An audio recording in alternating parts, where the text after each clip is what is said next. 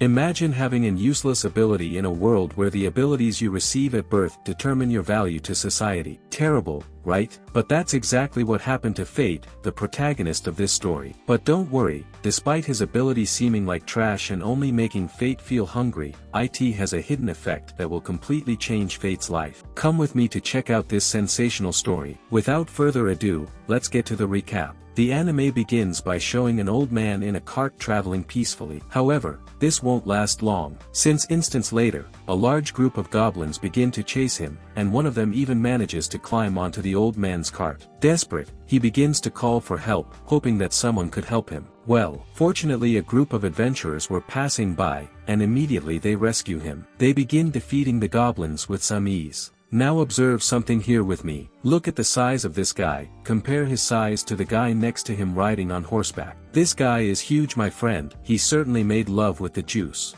After that, we go to the city. And here we have the first appearance of Fate, our protagonist. And right off the bat, his stomach rumbles because of his ability called gluttony. At some point, those adventurers from earlier pass in front of Fate talking about their goblin hunt. Fate observes and tells himself that he would never do that. Well, we'll see that he couldn't be more wrong in a while. But for now, Fate continues with his stomach rumbling and dying of hunger while doing his guard job. Thinking, he says he's just a useless guy with a stomach that never stops rumbling, thanks to his ability gluttony that he received at birth. After that, we go to the center of the city where the holy knights are passing by. Despite being nobles, many people do not see them in a good light. Next, 3 holy knights arrive. Raphael, the leader, asks if Fate did a good job in their place while they were away, and the boy promptly confirms. And since he did, Raphael throws Fate's payment on the ground and tells him to pick it up. Here we clearly know who the villains of this story are. Fate does as he is told and bends down to pick up the few coins he received as payment. But when he was picking them up, Raphael waves to Hado and soon the knight steps on Fate's hands. He says that Fate was so dirty that he barely noticed the difference between him and the ground. What a stupid guy. At this moment, Fate's stomach rumbles again. This makes Raphael very angry, as it seems they are not feeding him. And soon Fate begins to be beaten up.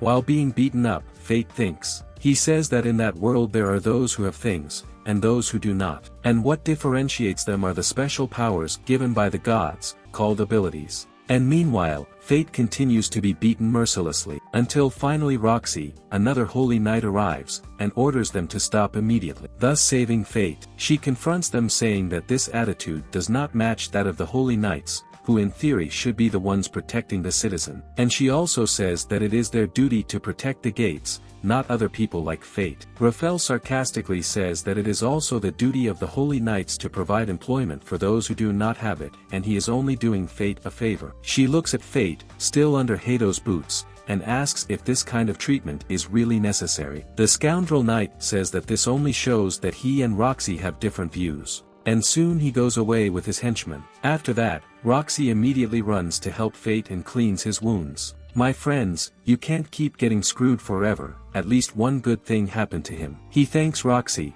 and she immediately tells them to switch shifts now. And before he leaves, the girl tells him to contact her if this kind of thing happens again. Fate, afraid of reprisals, says it's okay and she shouldn't worry, and after that he leaves. He goes to a bar and eats while thinking about what Roxy said. He is afraid to tell her what is happening because he knows Raphael well. At some point, the bar owner comes to talk to him and says that if he continues like this, he will end up like the other guy who was abused until the end. Fate just finishes eating and pays for the meal. While leaving, Fate continues to rumble. No matter how much he eats, his hunger doesn't go away. You'll find out why in a bit, but let's focus on now. Fate observes some people jumping over the city walls and realizes they are bandits. He doesn't waste time and immediately goes to inform Roxy of what happened. She tells Fate to stay in her place and goes after the scoundrel bandits. She deals with almost all of them, but one of them manages to escape and passes through the gate where Fate was. The boy is without reaction and even thinks about running away. But thinking about it, he says that this would bring problems for Roxy since it happened while she was on guard. And then Fate gathers courage and hits the spear in the belly of the scoundrel bandit. At that moment, something strange happens. After hitting the bandit, a voice says that the gluttony ability has been activated, and Fate's status has increased. In addition, 2 abilities were added, namely Identify and Telepathy. Fate doesn't understand what happened, and soon Roxy comes to see how he is. She takes his hands and asks if he's okay. Upon touching her, the telepathy ability is activated, and Fate can hear her thoughts. But he doesn't say anything, just says he's okay, and that leaves her relieved. After that, she lets go of his hands and says she'll report to her superiors. And at that moment, without touching her, he realizes that he can't hear any more of her thoughts. Fate says yes, it's okay for her to go. He also tells her to take credit for everything, which she thinks is very wrong since he helped by hitting one of them too. Fate explains that if Raphael finds out that he did this, he will probably implicate him, so it's better for her to take all the credit. She understands even so but says she should reward him anyway. And soon she has an idea.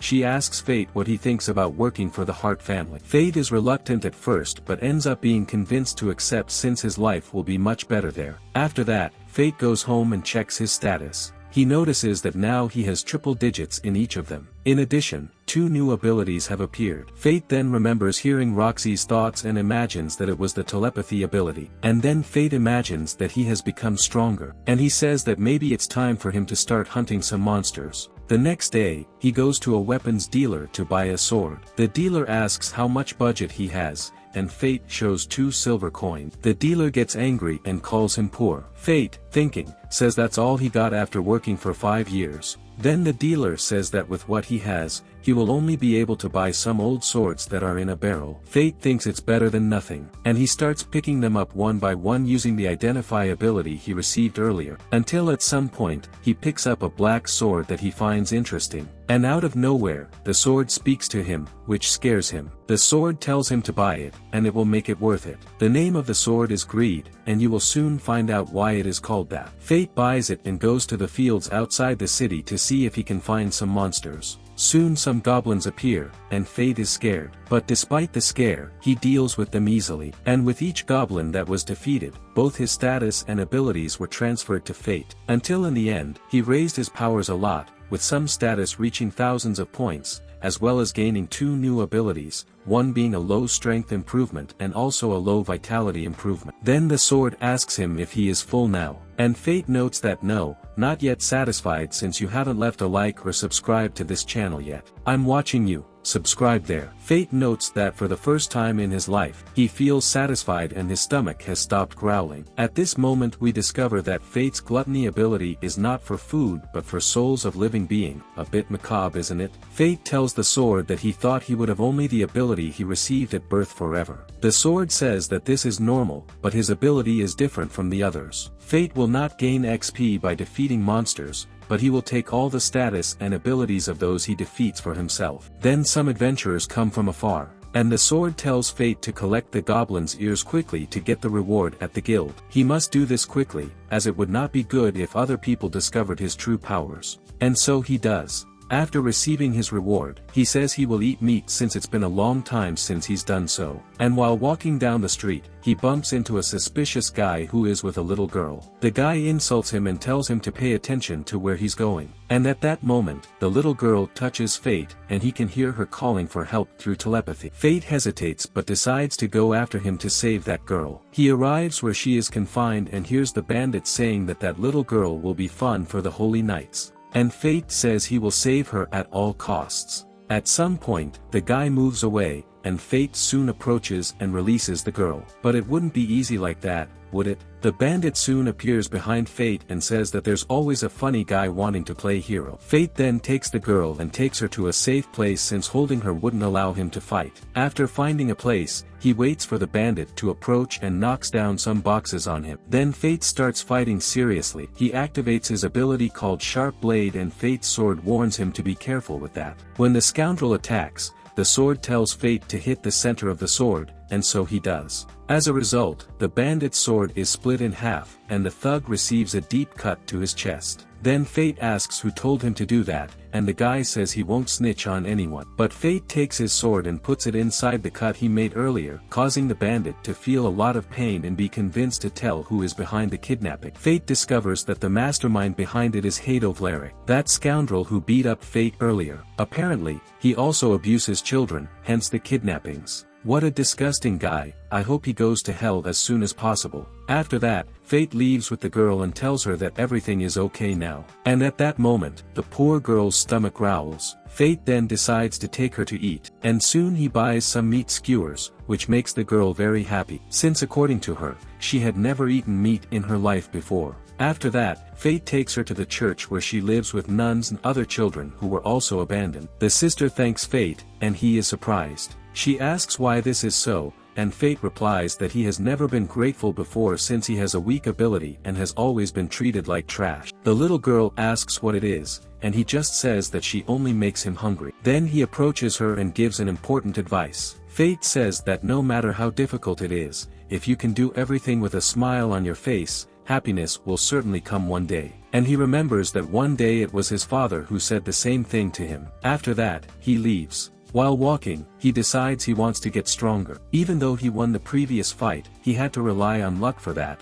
and he doesn't want to depend on it forever. Then he remembers that he has to buy new clothes since tomorrow he starts working at the Hart family's house. And so it happens, early in the morning Fate arrives there, now well-dressed. Right off the bat, Roxy comes to greet him, and Fate is completely paralyzed when he sees her. She asks why, and he replies that she looks beautiful, and that left him speechless. Roxy is embarrassed and says that he looks good in his new clothes. And soon he enters to meet the mansion. Roxy takes him to her father's grave. She tells him that he died recently when he went to Gallia, a continent dominated by monsters. And there he found a divine dragon that had not awakened for at least 1,000 years, and this dragon ended up killing his father and his entire army. Fate thinking sees that even in this difficult situation, Roxy was still kind to him and helped him. That's why he must give everything to help her from now on. Then the family governess arrives, and they are introduced. After that, Fate goes to eat, and everyone is impressed with how much meat he can eat, which also makes the governess very angry since he has no manners at all. Some time later, Roxy calls Fate to talk. She asks him if he has gotten used to the job, but Fate doesn't pay attention to what she says.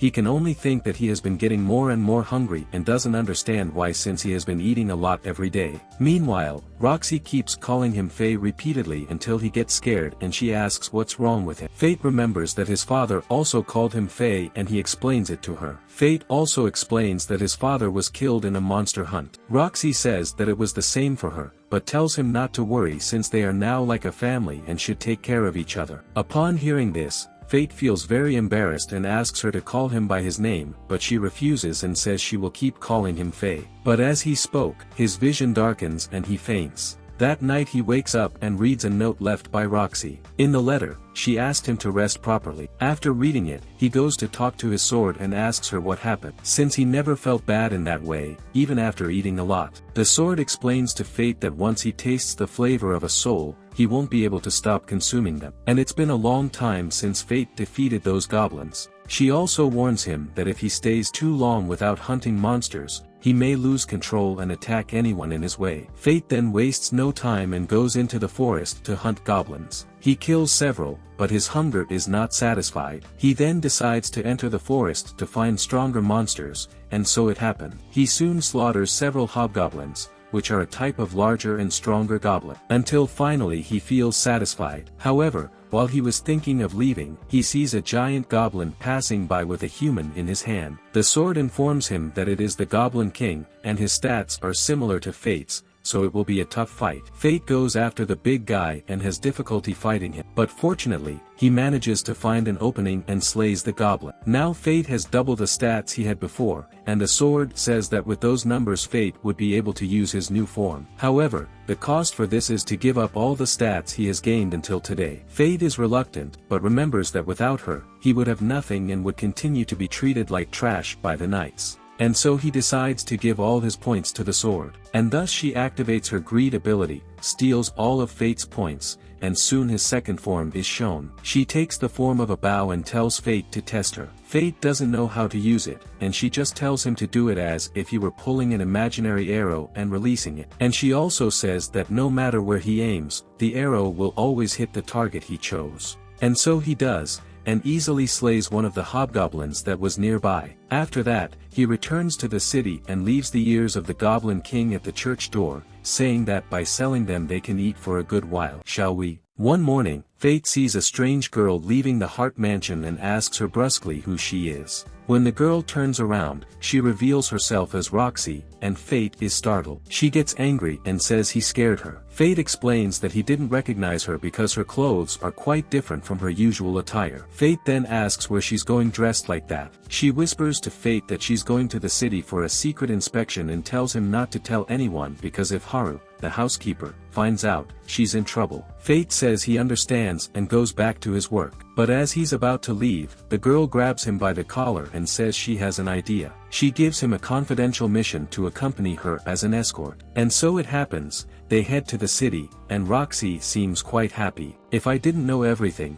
I'd almost say they're on a date, but let's continue. Roxy walks through the city, and at one point, Fate calls her Roxy-sama. Immediately, she tells him to stop and says that if he calls her that, people will recognize her. Detail, she hasn't changed her face at all, just her clothes, and she thinks she's completely disguised, reminds me of a certain hero with tight pants. She suggests that he call her Rocky, quite different, right? Meanwhile, Fate's sword teases the situation, and he tells it to shut up. However, Roxy doesn't know he's talking to the sword and thinks he told her to be quiet. Fate is quite dense, isn't he? He tries to explain himself and says it's all right. Strangely, it works, and Roxy is in a good mood again. She says she's excited about the idea of the two of them going out together and gives him a beautiful smile. His sword plays along with the situation, and Fate tells it to shut up again. At that moment, Roxy says she won't allow him to treat his weapon with such violence, and Fate apologizes. Then, Roxy mentions that she's never really looked at Fate's sword. Fate becomes concerned because it's not normal for someone with a seemingly useless ability like his to have a sword. At one point, Fate accidentally drops his sword, but before it hits the ground, Roxy catches it. She takes a good look at his sword and says it's really beautiful. Roxy tells him that he should take better care of the sword and mentions that she'll take him to the Hart family's blacksmith for maintenance soon. After that, they continue walking through the city. Roxy and Fate explore all the stalls and even taste some grapes that Fate finds very delicious. At this point, Roxy slips up and mentions that the grapes are grown at her home. The merchant finds it strange, but with the help of his sword, Fate helps her get out of the situation. He says that Roxy's family works for the Hart family, and that's why she lives near the vineyard. The merchant understands, and Roxy thanks Fate for saving her. At that moment, a holy night passes by, and as always, the people are not very receptive to them. As he passed by, Fate's stomach rumbles, attracting his attention. He asks who did that, and immediately goes in Fate's direction. The boy apologizes and bows, but before the knight could kick him, Roxy tells him to stop. She says Fate has already apologized, and now the conniving knight's attention turns to her. He asks who she is, and upon closer inspection, he says her face isn't strange and starts to remember. One of the nearby people asks if she isn't Roxy, and Fate, with the help of his sword, pretends that they are a couple. Immediately, they get closer, and Roxy starts inventing a story, saying that he didn't eat the breakfast she prepared for him. Fate goes along with it, acting as if they were a couple, successfully diverting any suspicions that the girl might be Roxy. After apologizing again, they leave, and everyone says it's impossible for that to be Roxy because, to everyone there, holy knights can't cook. After that, Fate and Roxy head to an alley, and she continues to stick close to him. Fate can hear her thoughts thanks to his telepathy ability. Fate sees that Roxy is somewhat embarrassed about clinging to a man's arm, but she also reveals that her heart is pounding. After hearing this, Fate lets her go and apologizes. Roxy says it's okay, and she's already used to it. While they walk, Roxy asks if Fate knows any warriors. Fate asks why, and at that moment, they hear people talking about a monster that's killing all the goblins, which piques Roxy's interest. She goes to inquire, wanting to know more details. However, they say they don't know much and suggest she ask an adventurer. She then asks Fate to take her to where the warriors are.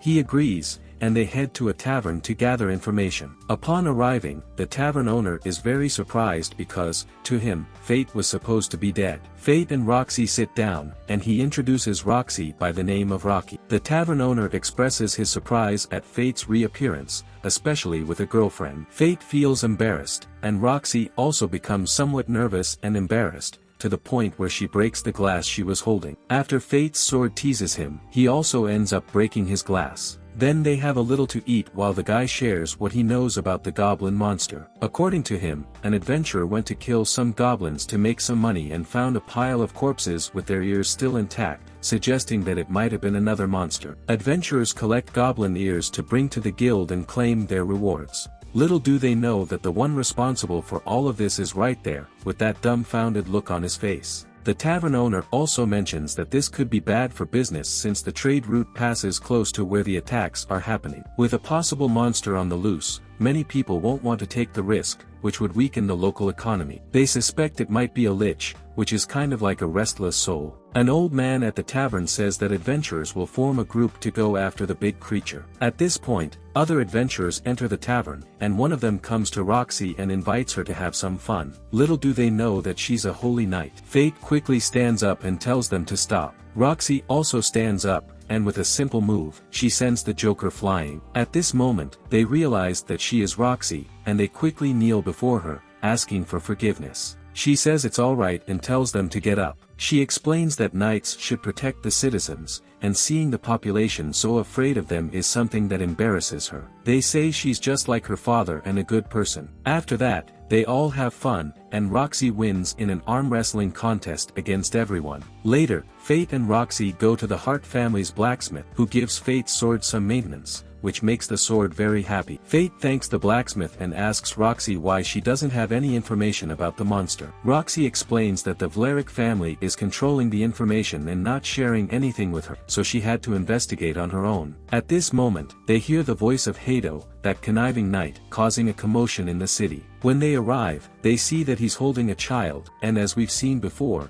this guy likes to have fun with children. Roxy arrives and tells him to stop. The Shady Knights claim they're just taking a lost child for their protection. Yeah, right. Fate steps forward and makes Hado let go of the child. They take the boy, and Roxy says she'll take care of him. Before leaving, Hado tries to start trouble with Fate, but his leader tells him to stop and follow. Afterward, Fate and Roxy take the boy to eat and quickly find his mother, who thanks them for protecting her son. Later, Fate asks his sword for a way to hunt monsters without being recognized. The sword suggests using a mask that prevents him from being recognized, an enchanted item that makes him appear different to anyone who sees him. After that, Fate buys a raw ore and gives it to Roxy as a thank you gift for their day together. But he says he doesn't know if there's any gem inside and asks her to open it. Of course, he used his identification ability and already knew everything. When Roxy opens it, she finds a beautiful gem inside and is very happy with the gift. The next day, Roxy invites Fate to accompany her on a trip. They go to the Hart family's cultivation lands,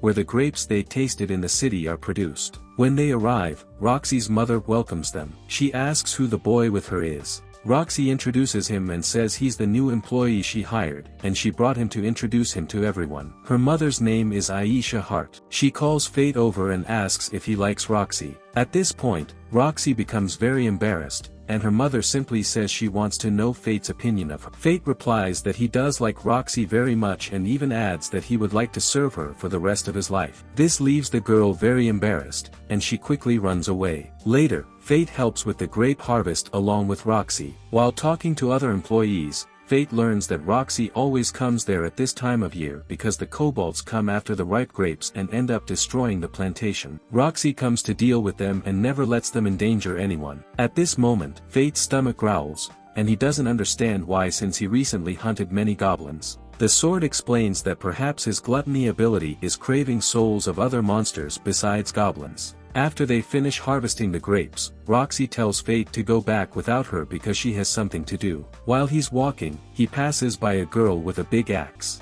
When he passes by, the girl talks to him, and Fate notices that her eyes are just like his. She says it seems like she arrived too early and tells Fate he can keep the kobolds. But she also says that Fate owes her one, and they will meet again soon. They better keep an eye on her. I have a strong feeling that this girl will be very important to the story. After that, Roxy arrives and comes to talk to Fate. Fate asks who that girl is, and Roxy doesn't know, but she says that it's clear she's a Gallian, someone born on the continent of Gallia, where Roxy's father died. Roxy explains that the place used to be prosperous before the arrival of the monsters that completely destroyed the country. Now, it's extremely rare to find a Gallian, but there are still some of them out there, like that girl. After that, Fate asks if Roxy will be fine hunting the kobolds alone and offers to help if needed. In response, she says there's no problem since she has several other warriors with her. The next day, they go to the vineyard and notice that a part of it has been completely destroyed by the kobolds.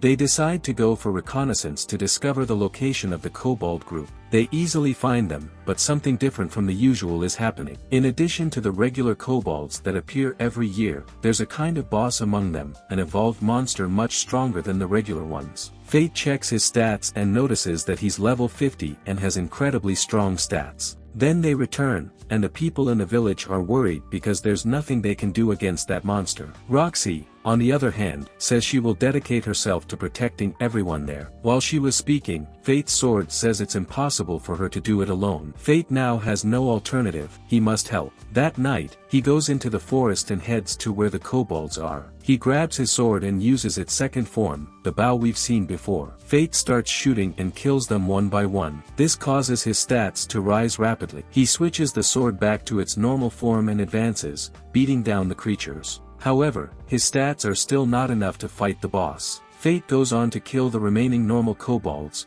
and now there's no way around it, he has to fight the boss. Fate goes after him and notices that the boss is using a dangerous ability with his fists, capable of penetrating armor to break bones and pulverize organs. He must be careful. The boss attacks, and Fate falls into the creek. The boss continues to attack Fate, but the boy manages to eliminate the last of the creatures surrounding the boss. With this, Fate can use an enhanced form of the bow, and he does so. Fate charges a powerful attack and shoots it at the boss, completely defeating him and leaving a huge trail of destruction. At this moment, Fate's gluttony ability is activated. As he obtained a massive amount of power by absorbing the boss kobold's stats, he might lose control. The sword tells him to control himself since if he loses control, he could become a bloodthirsty beast. The next day, Roxy and her group go to the location where the kobolds were, but they only find their corpses and a massive trail of destruction left by Fate's attack. She wonders who could have done this and returns home. Talking with her mother and Fate, she reports what she found when she got there. Fate acts as if he doesn't understand, and Roxy starts to suspect that it might be that Gallian girl they encountered the other day, as Gallians are known for being very strong. Later, Roxy's mother calls Fate to her room and makes a request to him, but don't get the wrong idea. She says she would like him to stay by her daughter's side to support her. Seeing her unwell, Fate readily accepts her request and says he will always stand by Roxy. And soon after, they leave. That night, Fate goes to look for more goblins to satisfy his hunger. However, as expected, the goblins no longer satisfy him. His eye remains red, indicating that he needs new souls. Fate starts using an eye patch and goes to the bar he always visits. There, he learns that the knights are going on a new expedition to Gallia, the same place where Roxy's father went and ultimately died. Fate becomes worried because Roxy will probably have to go too. Later, Roxy goes to her father's grave to tell him that she has also been assigned to the expedition to Gallia. At that moment, Fate appears and asks her not to do it, as she might not come back from there. But the girl is determined to go, and there's nothing Fate can do. He then decides to get stronger to be able to protect her. While he hunts monsters to get stronger, Hado and a group of adventurers find him and ask if he's the monster people are talking about. Fate and Hado stand face to face, and the deceitful knight still doesn't know it's him. Hado commands his lackeys to attack from the front, and obviously, Fate handles them all effortlessly. Now, there are only a few cowards left who quickly flee, and him, the sacred knight Hado Vlarik, who thinks highly of himself. Fate steps closer, observing Hado's expression. If he isn't scared witless right now, I'm a 0.7 mechanical pencil. The deceitful knight wields his sword, and look at how it's trembling. Yep, things are about to heat up. But Fate doesn't just want to eliminate him. He wants revenge for all the suffering this scoundrel put him through and to make him know who's doing this. So Fate removes his mask and reveals himself. Hado, upon seeing who's responsible for all this, asks him how a worthless guy like him has such power. Yep, he's not helping himself there. Fate simply states there's no need to explain, and Hado calls him insolent, warning that he won't get away with this. And folks, look here, I think Hado has developed a case of the shakes, can he be afraid? Even though he's terrified, he claims to be the eldest of the Vlarik family, and Fate will have to deal with him. After the small talk, Fate analyzes Hado's stats, and well, he's not that bad.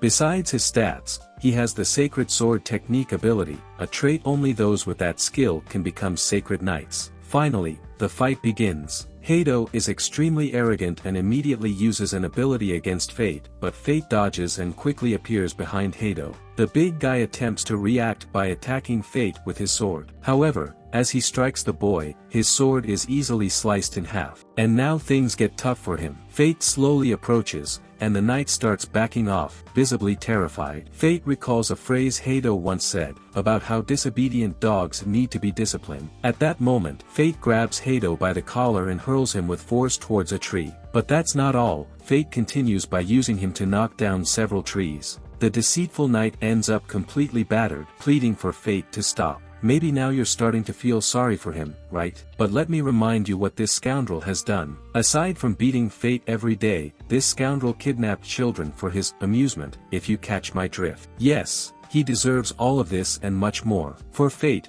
everything this guy has done isn't enough. He remembers that because of Hado and the other deceitful knights, Roxy is heading on an extremely dangerous mission. Fate, upon hearing his cries for help, becomes completely enraged and throws him up. He uses the second form of his weapon and shoots at Hado multiple times as he falls. The shots tear off the Sacred Knight's arms and legs. He asks why Fate hasn't killed him yet, and the boy states he has one question to ask. He confirms that she decided to go to Gallia on her own, and Fate thinks she would indeed do that to save her people. At that moment, Fate positions his sword above Hado, preparing for the final blow. The knight pleads, asking to be spared, but Fate has already made up his mind. He finishes the knight off, avenging all the wrongs done to him. Fate's ability is activated, and his stats skyrocket, some reaching up to 500,000 points. The sword mentions that with his current stats, he can reach its second level. Fate says it's fine, the sword can take the attributes since he doesn't want anything from someone as despicable as Hado. And so,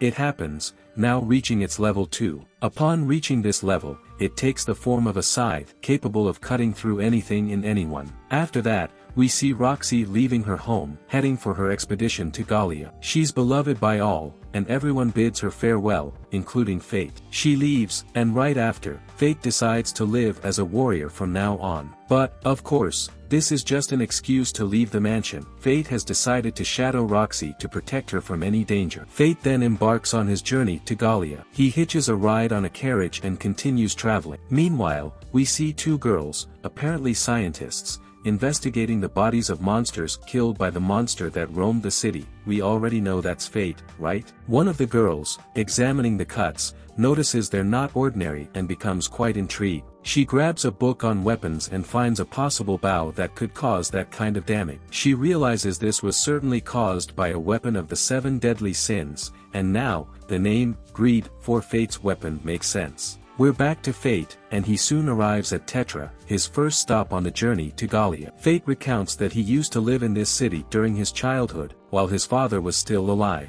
To him, the city hasn't changed at all. Fate heads to a tavern to eat and rest a bit. Upon arrival, he finds a man seeking help from some adventurers. He mentions that his village is under attack and is willing to pay, but apparently, the adventurers aren't too keen on the idea. They start mistreating the boy, but Fate intervenes and stops them, much to the adventurers' displeasure. They try to strike Fate, who just holds back one of their punches and orders them to leave. The boy expresses gratitude, but before he finishes speaking, Fate calls him Set. At that moment, the boy recognizes him, triggering a flashback for Fate. It recalls Set and other kids bullying him for his constant hunger pangs. They'd throw stones and torment Fate in various ways. One day, monsters attacked the village, and Fate's father promptly went to fight them. However, in one of those battles, Fate's father perished, leaving Fate alone. Because Fate couldn't help and was always hungry, the village leader expelled him, calling him useless and trash. Back to Fate, Set begs for help, stating that the village is being attacked by monsters and will soon be completely destroyed. Well, Fate has every reason in the world to refuse those who stoned him and didn't accept him after his father died. But our protagonist is still quite kind and decides to help. They head to the village, and immediately, Set's father encounters Fate. He asks what trash like him is doing in that village,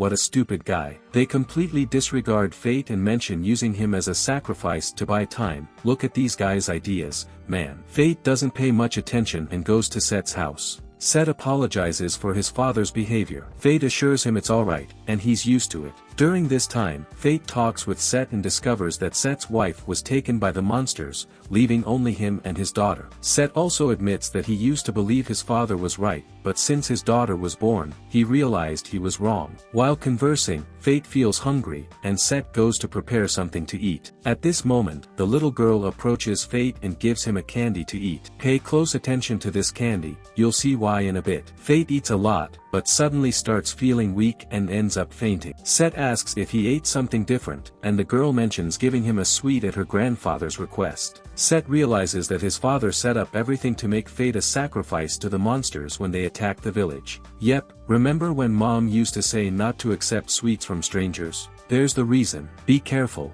At this moment, Set hears some noises and looks out the window. He notices that the monster attack has begun, and it's chaos outside. Fate remains unconscious, and the monsters are approaching. There are dozens and dozens of monsters. Things are getting wild out there. Houses are on fire, monsters are attacking people. Fate needs to wake up urgently. Set quickly rushes to prepare a type of antidote that works well. Soon, Fate wakes up and grasps the situation. He tells Set to take cover and rushes out to combat the creatures. Fate then uses the scythe form and starts deflecting the attacks of the gargoyles. After defeating the smaller ones, he manages to absorb the fireball ability. Now, only the leader remains, a rather large gargoyle. It charges an attack and heads towards Fate, but he easily manages to cut it in half and defeat the big one. Fate returns to speak with Set, who informs him that his father died, and only a few villagers survived. Before Fate leaves, Set expresses a desire to receive a beating from Fate. Quite the troublemaker. According to him, that's the only way for him to pay for what he did to Fate in the past. Fate's sword advises him that it's better to comply with Set's request since that's the only way he'll feel that justice has been served for Fate. Fate agrees and asks Set to turn away. Fate lands a punch, and the boy falls to the ground. Fate asks if he's okay, and Set confirms. Afterward, Fate instructs him to take good care of his daughter and heads to his father's grave. He recalls the good times he had with his father and resolves to be alright from now on. Fate accepts a job to escort a carriage, and as payment, he'll travel for free to his destination, the next city on the way to Gallia. In the middle of the journey, some bandits appear ahead and demand they hand over everything or face the consequences. The carriage owner panics and asks Fate for help, but before Fate could do anything, a giant axe falls from the sky, creating a massive cloud of dust and defeating all the bandits, who are sent flying. We find out that the girl we saw earlier caused this. She mentions that Fate owes her for those kobolds she left for him. She approaches and says she needs a ride, and obviously, seeing what she's capable of, the carriage owner agrees to take her. As they entered, the carriage tipped under the weight of her axe. That's when it became apparent that she could control its weight effortlessly, making it lighter and bringing the carriage back down. Her axe's name was Sloth, and now things started to make sense. Fate's weapon was named Greed, his skill Gluttony, and the girl's axe was named Sloth. All of them were named after the 7 deadly sins. As they traveled, they introduced themselves. Her name was Mine, and her ability was Wrath. While they chatted, the girl's stomach growled. Fate offered her some jerky, not expecting her to eat it all. Eventually, they arrived in the city where an outdoor performance was taking place. A girl was attacked by ghosts, and a holy knight defeated them, saving the girl. Here, knights were revered, unlike in Fate's city. At that moment, the carriage owner mentioned that Roxy's expedition was approaching. Fate realized he was ahead of her on the way to Gallia, which made sense since she was with a large group of warriors, naturally slowing down the journey. The merchant paid Fate for escorting the carriage, but Mine collected all the coins. She claimed she defeated the bandits and also brought up Fate owing her for the kobolds she left for him. Now, Fate was seen carrying Mine. Apparently, she was a night person and ended up quite sleepy during the day. As they walked, Fate noticed people had marks on their necks. Apparently, each social class had a different mark. Moving forward, Fate went to an inn. He got a room for himself and Mine, placing the girl in bed to rest. While she slept, Greed, the sword, spoke with Fate. It claimed familiarity with Mine and her axe. Greed explained that Sloth was like him, an axe of the 7 deadly sins. He mentioned that besides the 4 present, there were still lust, envy, and pride. It complemented, saying these abilities were born to challenge God's established laws. Among them, gluttony was particularly sinful, with the potential to disrupt the divine leveling system. Once gluttony tasted souls, there was no stopping it. Hence, Fate needed to keep killing monsters forever. Speaking of which, Fate remembered he had to hunt monsters. He went to a remote area outside the city and defeated some particularly strong monsters.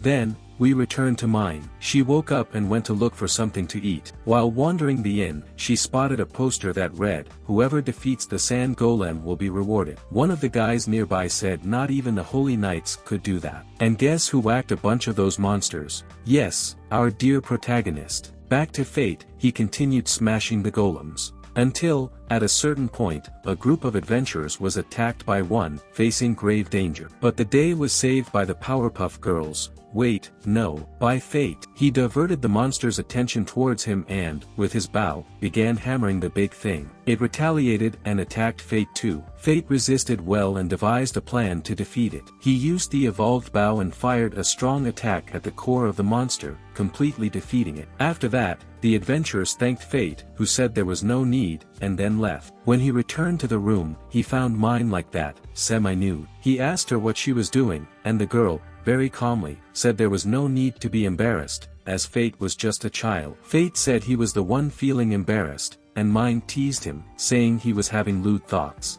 After she got dressed, Fate asked where she was going. The girl replied that she was going to defeat the sand golem. Fate told her he had already done it. The girl was furious since she wouldn't get her reward. Desperate, Fate told her to calm down and said she could have half. While they received the reward, the holy knight of the city approached them. The scoundrel said that if Fate defeated the sand golems, something even he couldn't do, now both of them should serve him. Mine stepped forward, saying it was impossible, as Fate already belonged to her. He asked who she was, saying a little girl like her should be at home sucking on her mother's thumb. Well, he couldn't have chosen worse words. The girl simply sent him flying through the air, just like you're seeing there. After that, she and Fate ran out of the city to avoid trouble. So, did you like it? Then, drop that smashing like and subscribe to the channel to help me out, I deserve it. And to reward you for that, I left a present video here on the final screen. It tells the story of Rakuro, a kid addicted to bad games, but one day, he's advised to play a divine game without bugs and flaws. He gets hooked and starts an exciting and fun adventure. Go watch it,